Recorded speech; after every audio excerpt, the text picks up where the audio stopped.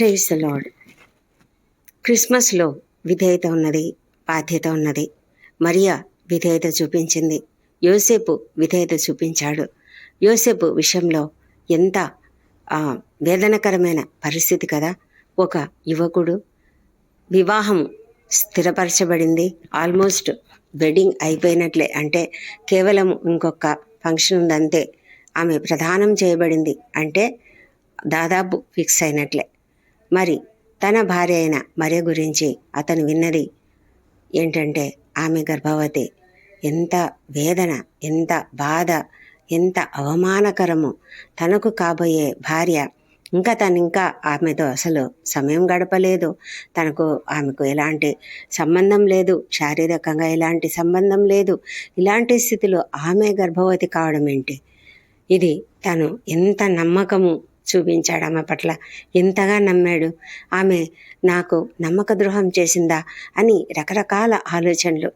పైగా అతడు నీతిమంతుడు కనుక అతడు ఏమనుకున్నాడంటే, ఇప్పుడు నేను ఆమె గురించి ఏమైనా మాట్లాడితే వెంటనే అందరూ ఆమెను రాళ్లతో కొట్టి చంపేస్తారు.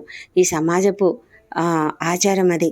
మరి ఇలాంటి స్థితిలో నేను ఆమెను కష్టపెట్టడం నాకు ఇష్టం లేదు, కనుక నేను రహస్యంగా విడనాడతాను అంతే అని అనుకొని అతను ఎంతో హృదయ భారముతో, వేదనతో పడుకొని నిద్రిస్తూ ఉన్నాడు.